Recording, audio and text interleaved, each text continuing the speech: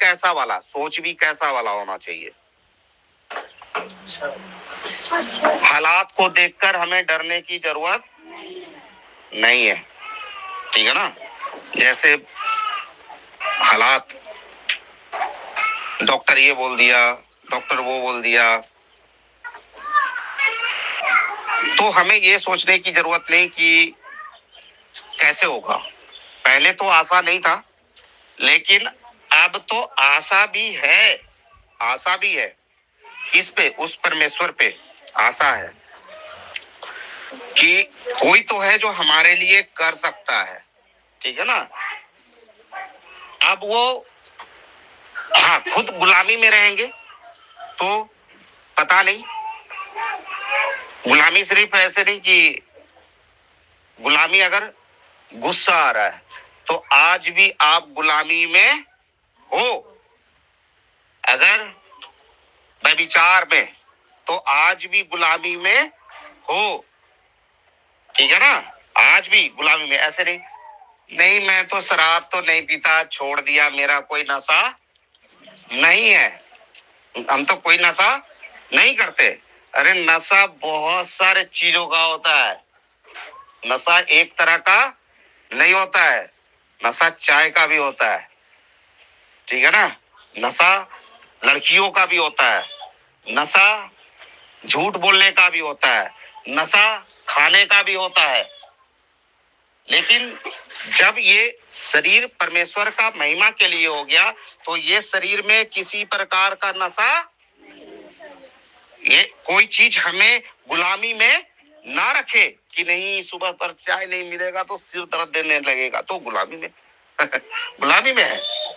अरे नहीं मिलेगा, नहीं मिलेगा। हमारा अगुवाई करने वाला कौन है? हमारा अगुवाई करने वाला मेरा बाप है, ठीक है ना। वो तो बनाया है, नसे नस से वाकिफ है, नसे नस से। बस हमारे अंदर हियाव होना चाहिए, हियाव, दीन और नर्म होना चाहिए, डर नहीं। पता नहीं ये खाएंगे, कुछ करके दे दिए हैं क्या, खाएंगे कुछ करके दे दिए होंगे, ठीक है ना। या पानी कुछ उधर से मिला उला के तो नहीं दे दिए।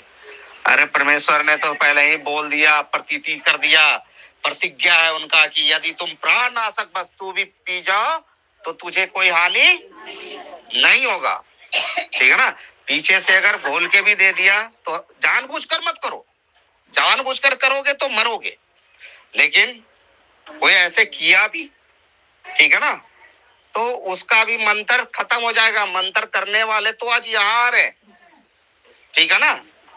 क्योंकि हमें किसी चीजों से डर तो नहीं, डर तो नहीं कि कोई चीज अब हमें नुकसान कर सकता है। अरे द्वारी पे मेरा तो नींबू मिर्चा फेंक दिया है, ये लगता है कोई करके फेंका है, कोई करके फेंका होगा, शक आ गया। अरे भाई वो नींबू मिर्चा आपका क्या करेगा? नींबू को उठाओ, पानी में गारो और शरबत बना के मिर्चा सलाद में काट के। लेकिन पहले तो सोचा था कोई कर ही के फेंका होगा, ये चावल है, नींबू है। अरे भाई परमेश्वर ने तो बोल दिया, वो भी नींबू मिर्चा हमारे परमेश्वर का ही बनाया हुआ है, ये कैसे भूल गए हम? दुनिया का कोई भी चीज हमें नुकसान नहीं कर सकता, कोई भी चीज नुकसान नहीं कर सकता, क्योंकि आपके साथ कौन खड़ा है? यहोवा परमेश्वर, जो आपके आगे ढाल बन के खड़ा है, चट्टान बन के खड़ा है। उसकी पंखों के आड़ में आप है, उसके धाम पे आप है, आप उसके संतान हैं। ये हमें कभी भूलना, ये लुभाने वाली बातें नहीं है, ये आत्मा और सामर्थ का प्रमाण है। परमेश्वर की बातें ऐसे नहीं बातों में चल रहा है, परमेश्वर का राज उनकी सामर्थ्य से चल रहा है, उसकी ताकत से चल रहा है, मनुष्य की बुद्धि और सोच से नहीं चल रहा है, ठीक है ना।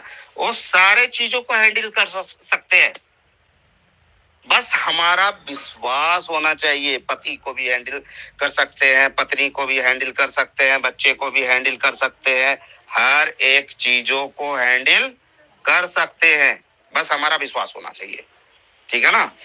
परमेश्वर ऐसे ही भक्तों को खोजते हैं जो परमेश्वर की भक्ति आत्मा और सच्चाई से करे, सच्चाई से करने वाले हैं, ठीक है ना, दिन रात। क्योंकि अब हम हार नहीं सकते। आप कोई भी रोग हो वो उसे आप हरा सकते हो, कोई भी बीमारी हो उसे आप हरा सकते हो, क्योंकि यीशु मसीह ने 2000 कुछ साल पहले वो लूसीफर को हरा दिया, उठा उठा कर पटका है, ठीक है ना। अब वो उसके अंदर वो ताकत नहीं है जो मसीह के सामने खड़ा हो जाए, ठीक है ना, मसीह के सामने वो खड़ा हो जाए। बस हम किसी चीजों की गुलामी में ना रहे, गुस्सा या बहुत सारी चीजों को बताएं, बहुत सारी चीजों को बताएं, ठीक है ना। उसके जैसे हम बाहर से दिखते हैं वैसा अंदर से भी दिखे। साबुन से तो साफ कर लिए, पानी से सुबह सुबह नहाकर, लेकिन अंदर तो परमेश्वर के वचन से साफ होगा। क्या चीज से साफ होगा? परमेश्वर के वचन से। और जहां अंदर साफ हुआ तो परमेश्वर का आत्मा आपके अंदर, आपके अंदर, आप परमेश्वर के मंदिर हो गए। और जहां परमेश्वर के मंदिर, परमेश्वर का आत्मा आपके अंदर, ठीक है ना, तो दुनिया का कोई भी चीज आपको नुकसान नहीं कर सकता। जो इस मंदिर को नाश करेगा परमेश्वर उसे नाश कर देगा, उसे नाश कर देगा, ये पक्का है, निश्चित है, ठीक है ना। बस आत्मा में चलना, परमेश्वर के साथ कैसे कैसे चला जाता है, ये नहीं कि हम तो बहुत जानते हैं। अरे हम खुद ये नहीं बोल सकते कि हम बाइबल को बहुत जानते हैं या परमेश्वर को हम जान लिए, ठीक है ना। अभी तो जान रहे, हर एक दिन तो हम जान रहे हैं कि परमेश्वर की कितनी सामर्थ है, ठीक है ना। अच्छे से समुद्र को तो कोई मनुष्य जानता ही नहीं है, परमेश्वर को, उसके बनाने वाले को कैसे जान लेगा, ठीक है ना। तो बनाने वाले को कैसे, लेकिन मेन है परमेश्वर के राज्य और उसकी सच्चाई के साथ चाहत से चलते रहना, ठीक है ना। सीखने का चाहत होना, अगर सीखने का चाहत खत्म हो गया तो वहीं पे अनुग्रह स्टॉप हो गया। हमें और भी अनुग्रह में रहना है, तो परमेश्वर के साथ कैसे कैसे चलना, तो दुनिया का कोई भी चीज आपको हरा नहीं सकता। आप जयवंत के उत्सव में परमेश्वर आपको लिए फिरेंगे, हमेशा आप आनंदित रहोगे, हमेशा आप खुश रहोगे, ठीक है ना। क्योंकि परमेश्वर, आप चाहते हैं कि आपके बच्चे निराशा में रहे, रोते रहे, गरीबी में रहे, आप तो नहीं चाहते, भूखे रहे। वो पिता भी नहीं चाहता, वो पिता चाहता है कि कोई भी जन, इस पृथ्वी का कोई भी जन बीमारी में या हालात में तो नहीं रहे, ठीक है ना। लेकिन मेन तो परमेश्वर के अनुसार करना, जैसे परमेश्वर के अनुसार यीशु मसीह ने किया, तो हर एक महिमा मिला उन्हें, ठीक है ना। हर नामों से ऊपर उसका नाम रखा गया, जो स्वर्ग में, पृथ्वी और पृथ्वी के नीचे हर एक घुटना टेक रहा है। कौन ऐसा बीमारी है जो यीशु मसीह के नाम से अच्छा नहीं हुआ? कौन ऐसा दुष्ट आत्मा है जो यीशु मसीह के नाम से आज तक कोई हुआ कि भागा नहीं? बस मनुष्य को अस्थिर होना चाहिए।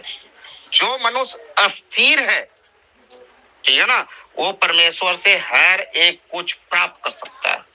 मुश्किल नहीं है, लेकिन परमेश्वर को सामने हमें दीन और नर बनना, ठीक है ना।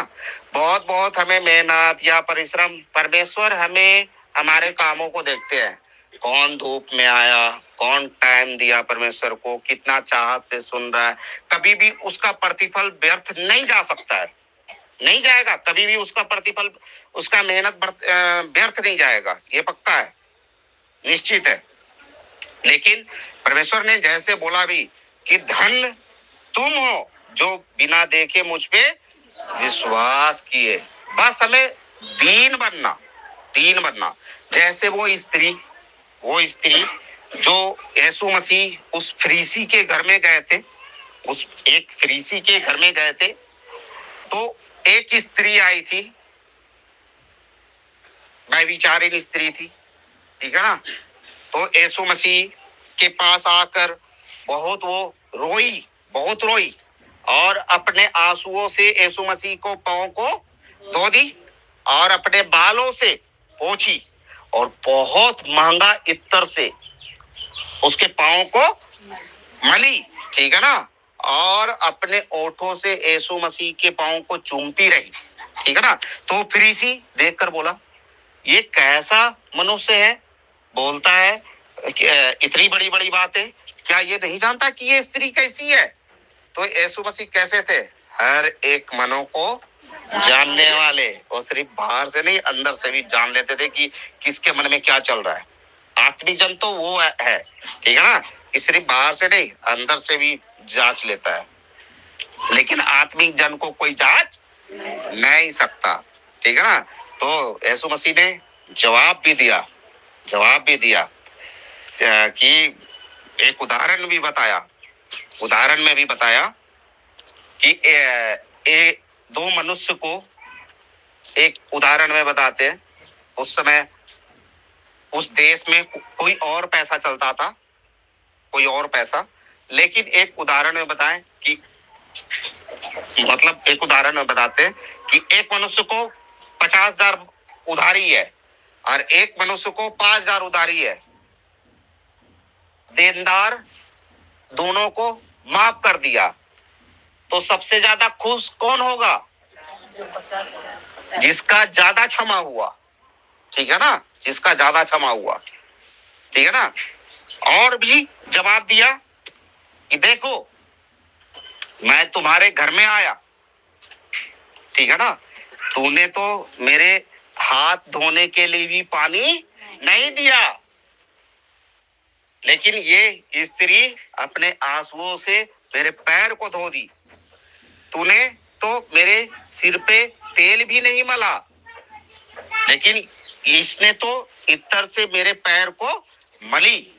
तुमने मेरे माथे को भी नहीं चूमा, लेकिन ये अपने ओठों से मेरे पैरों को चूमी।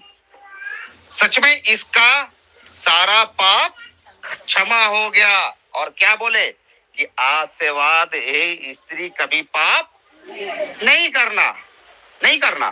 तो अपने आप को ऐसा बनाना, क्योंकि कोई अपना ओठ किसी के पैर में तो नहीं लगाता, लेकिन वो स्त्री तो बहुत चाहत से आई थी यीशु मसीह के पास, क्योंकि उसके अंदर तो एहसास था कि हमने बहुत पाप किया है और यही से हमारा उद्धार हो सकता है, यही से हमारा क्षमा हो सकता है, ठीक है ना। तो उसका क्षमा हुआ या नहीं हुआ, ठीक है ना। जैसे वो स्त्री एक यीशु मसीह के पास आई थी, जो सरदार, ऐसे एक सूबेदार यीशु मसीह को बोला था कि मेरी बच्ची बीमार है, अगर तू मेरे साथ चले तो मेरी बच्ची चंगी हो जाएगी। तो यीशु मसीह उसी के साथ जा रहे थे, तो एक स्त्री आई और बोली कि हे प्रभु मेरी बेटी को चंगा कर। तो उसके चेले भगा रहे थे, फिर भी वो स्त्री नहीं मान रही थी कि मेरी बेटी को चंगा कर। तो यीशु मसीह रुक कर और बोले कि मैं अपने बच्चे की रोटी छीनकर कुत्तों के आगे नहीं डालता, ठीक है ना। तो वो समझ गई कि प्रभु यीशु मसीह मुझे कुत्ता बना दिए। वो तो कहीं और जा रहे थे ना, कहीं और अनुग्रह करने जा रहे थे, तो वो स्त्री को तो यीशु मसीह क्या बना दिए थे, कुत्ता। अगर किसी को यहाँ पर बोल दे तो झगड़ा ही है, झमेला ही है, लेकिन वो स्त्री ने ऐसा मन नहीं किया, अपना मन खराब नहीं किया। मन खराब करना यानी सबसे पीछे हो जाना। जिसका मन अच्छा रहेगा हमेशा, वो सबसे आगे परमेश्वर रखेंगे, ठीक है ना। कोई रखे चाहे ना रखे, वो परमेश्वर रखेंगे, ये पक्का है। तो वो स्त्री ने जवाब दिया कि हे प्रभु, कुत्ते भी अपने मालिक के मेज से गिरा हुआ चूर-चार खाते हैं। तो जैसे वो यीशु मसीह कि सच में हे स्त्री, तेरा विश्वास तो सच में बहुत बड़ा है। जा, जैसा तू चाहती है वैसा तेरे साथ हो। और वो उसी घड़ी उसकी बेटी चंगी हो गई।